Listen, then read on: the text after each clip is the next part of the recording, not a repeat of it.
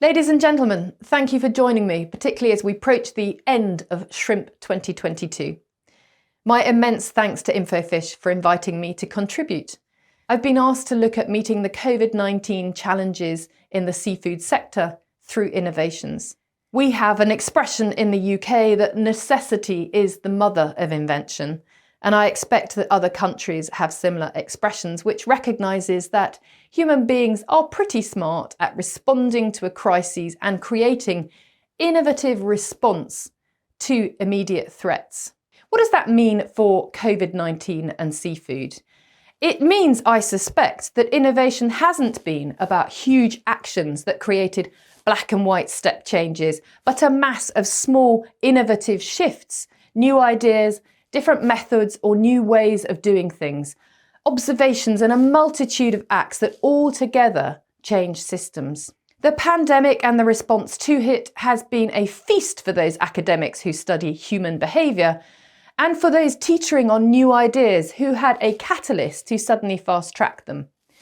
There are a strong collection of peer-reviewed academic papers on the response to food systems and to seafood specifically, but those responses, and perhaps importantly the longer-term innovations and new ways of doing business, are difficult to make uniform across the globe. I looked at the first 12 months of the pandemic of the seafood sector through those papers, but I found few that looked at the second 12 months or started to assess the longer-term benefits and losses of the changes. Consumer response was largely conditioned by measures that confined people to their homes. At first, there was a lot of hoarding, or at least where that was possible, so in places where people had access to finance and food to be able to hoard. That meant we saw stable foodstuffs hoarded, for example tins, long-life pouches, and that which could be frozen. Foods such as pasta or rice are uber stable and can be stored without specific facilities for long periods. Tinned fish did well in the hoarding stage, but that wasn't innovation, that's just coping mechanisms, that's response. In some countries, the UK, much of the US and Mexico quickly spring to mind, seafood prior to COVID was consumed in a limited number of species, and consumers tended to only become adventurous when eating at restaurants or when they were on holiday, for example. Indeed, at home there was often fear of cooking with seafood, and time-poor families who worked full-time and who travelled to fulfil that work typically didn't want to deal with cooking fish from scratch. COVID's arrival, with the closure of restaurants and no travel, combined with the increased time at home, indeed a lot of time at home, led to an increase in the interest in seafood and therefore in the consumption of seafood, and a variation of species was in demand. Currently, a high percentage of those populations, over 2 years since the pandemic started, are still spending a lot more time at home than pre-pandemic, and in some cases, their purchasing behaviour has continued to embrace such change that it is including these different species, these different methods, and these different sourcing routes, if you like, more and more. We've yet to really measure the data around that. But in order to meet this fresh demand for seafood and different species, retail sectors and restaurants needed to be able to respond fast. One of the primary innovations for two of the biggest markets in the world, the EU and the US, was a shift to online activity. The purchase of seafood online shortened supply chains, as fish could be supplied direct from fishers and growers as well. These use social media often to connect directly with consumers. Other trends were identified that also pointed to this increased curiosity, such as online searches for terms like seafood recipes and seafood delivery in the US compared to the whole of the previous 4 years. The use of online sales has allowed producers or fishers as well as companies buying or processing wholesale fish, fish box providers and the meal kit companies to shift the typical long and complex supply chains that we see so often in seafood. COVID supported consumers trying these different ways of buying and cooking seafood, connected to them to the source of their seafood more directly. Restaurants created menu boxes as well as increased their delivery options, whilst retailers not only saw a surge in online shopping, but develop partners who could deliver that food in just 30 minutes. There was a surge in direct producer-to-consumer sales and community-supported fisheries. For example, traffic on local catch network in the US was up by 310% in the first 2 months of COVID lockdown alone. That's March to May 2020, compared to the previous year.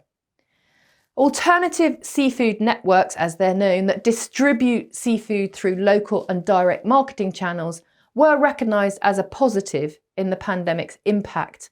And a paper published in March 2021 sought to better explore their role during the crisis and the need for functional diversity in supply chains. Something they identified as critical to understand the role of these alternatives was data. The fragmented nature of alternative seafood networks means data is hard to collect, so understanding its activity is difficult. Interestingly, that study took place in the US, where data on farmer to consumer has been collected since 1976, but nothing on fisher to consumer or fish farmer to consumer. So e-commerce and the business of buying online has rapidly become normal business in many leading markets around the world.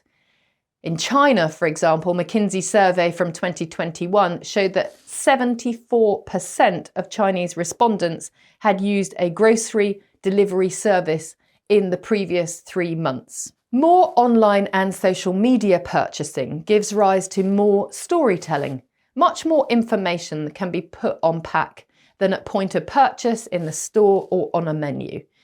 That information might be about traceability, producers, food safety, nutrition, for example, and general research shows us that people have become much more aware of these aspects of their food, including seafood, through the pandemic. At a producer level, Indian aquaculture technology company Aqua Connect launched a COVID-19 helpline for shrimp farmers. They provided remote support, on-farm management, and helped farmers navigate their demand and logistics. They also connected processors and exporters to put farmers in touch with those who were still buying shrimp. Aqua Connect wanted to provide assistance and information and help connect with other stakeholders locally or further afield. They said, "We're aiming to provide complete assistance and information to farmers during this pandemic. We believe that our collaborative effort with other industry stakeholders will help them mitigate the challenges from the countrywide COVID-19 lockdown." Verificate, a Bangkok-based consultancy that specialises in improving supply chain sustainability through technology, highlighted that those farmers who had adapted to technology had the advantage. This might be that they are ready to embrace remote auditing, digital traceability, remote management, or other tech-enabled developments. Certification of seafood facilities was a real challenge, as certification bodies were unable to move auditors around or allow people on farms or processing plants, and yet it remained important for many who needed to maintain their certificates for their buyers, as well as to maintain the development of sustainable aquaculture and fishing, and for food safety, social and environmental issues in seafood processing. A lot of these needed that certification to be in place.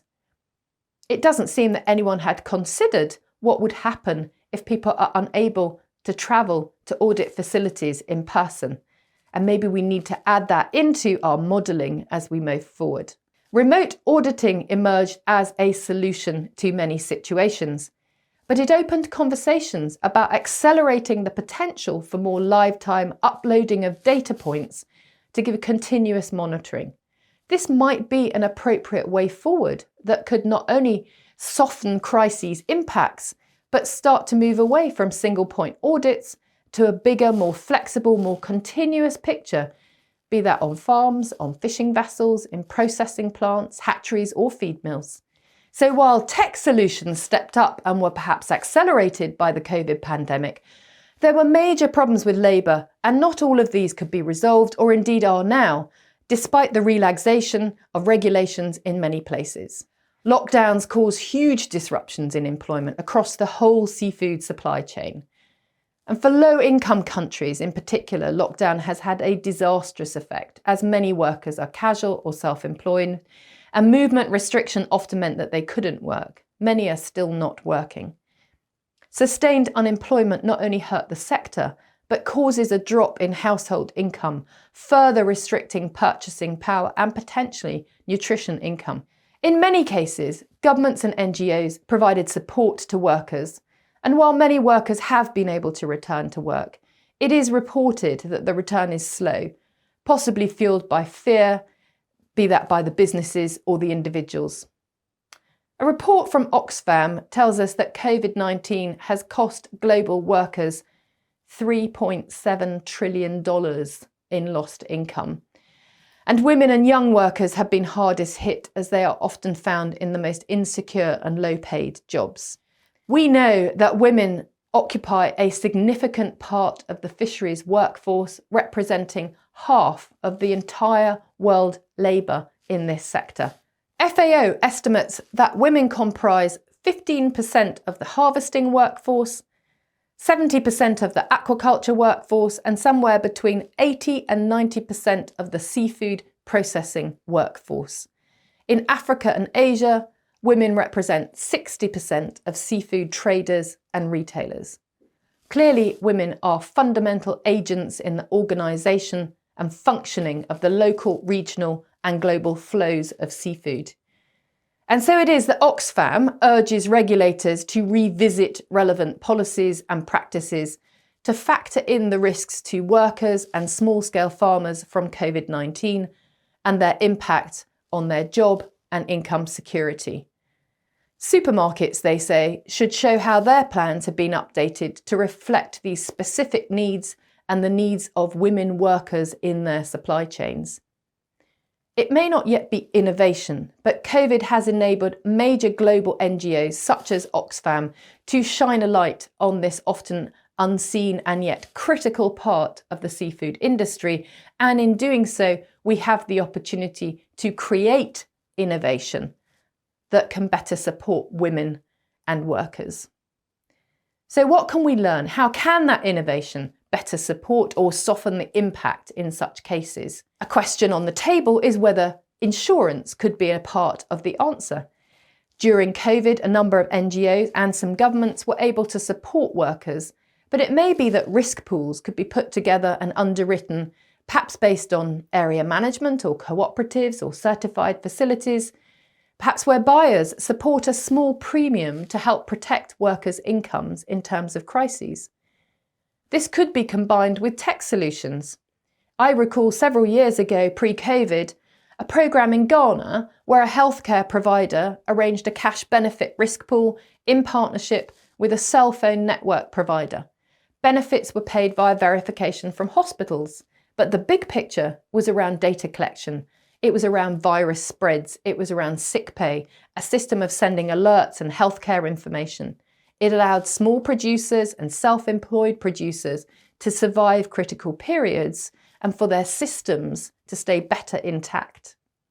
Would buyers be prepared to pay small product premiums? This happens in the typical fair trade model, where that premium is collected for collective benefit, so there is a precedent.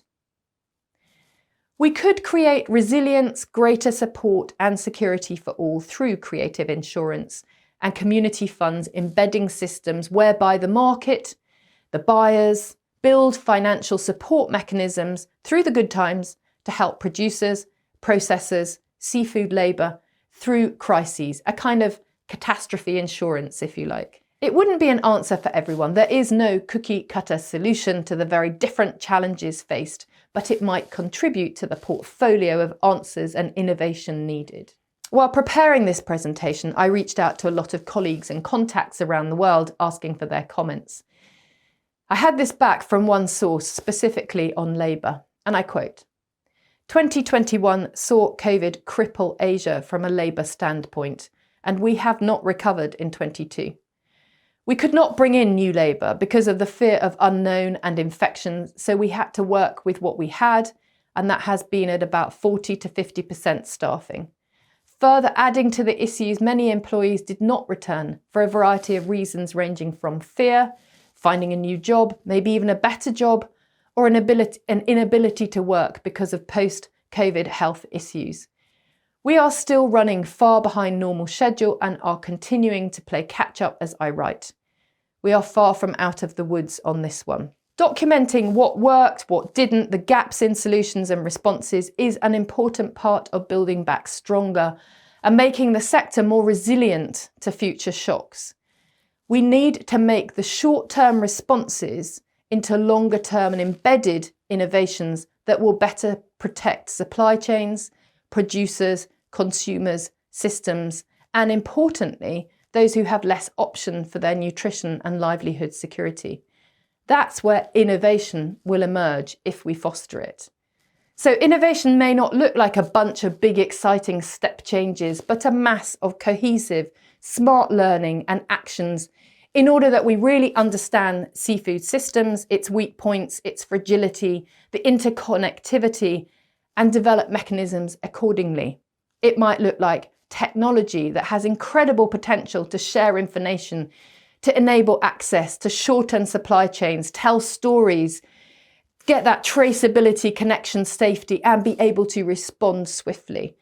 It might be about creative insurance that has huge possibilities, but will need exploring without constraint to consider the role it will play, and it will need collaboration and cooperation to put that into place. It might just recognise that those just-in-time systems are not best suited to seafood, and supporting value chains with stronger contracts, long-term commitments that allow for investment and planning, and for those risk pools, if you like, understanding how to secure seafood nutrition for markets in both middle to high income areas as well as in the low income markets is critical. Investment is needed to innovate. It might be in those technology responses or storage facilities or in packaging and products. But it's also critical to invest in research, which is often less exciting and where the returns are sometimes less apparent. There are groups and innovation laboratories that are dedicated to such work, and we need to make sure that seafood is in those places. World-class standard developers like Global Seafood Alliance have exceptional skills in creating quality, inclusive, transparent standards for seafood. It may be that through an evaluation framework highlighting resilience and weak spot indicators for seafood value chains, something that includes socio-economic and environmental aspects, it is possible to develop a methodology that shows those weaknesses and risk spots. Friends of Ocean Action have a project mapping aquaculture development to 2030, perhaps by overlaying a risk framework that includes learning from crises, building a crises management for global seafood on a regional basis as part of that mapping. Perhaps we can identify where to prioritise that tech, insurance, investment, social protection, that research. We have an incredible opportunity, and as someone said, we mustn't let a global crisis go to waste in terms of catalysing change for good. And that's where innovation is, the ability to hone in on collective learning, to share that learning, to debate and create new actions that together will cushion future shocks through supply chains, be those from pandemics, climate change, shortages of commodities, or something else we haven't yet seen, and there will be something. Seafood's moment is here. Rabobank have just published their seafood trade map and highlighted that seafood remains the world's most traded animal protein. We are in the ocean decade, in the pathway to 2030 with the SDGs that seafood can so meaningfully support. It's on the agenda of the high-level panel for a sustainable ocean economy.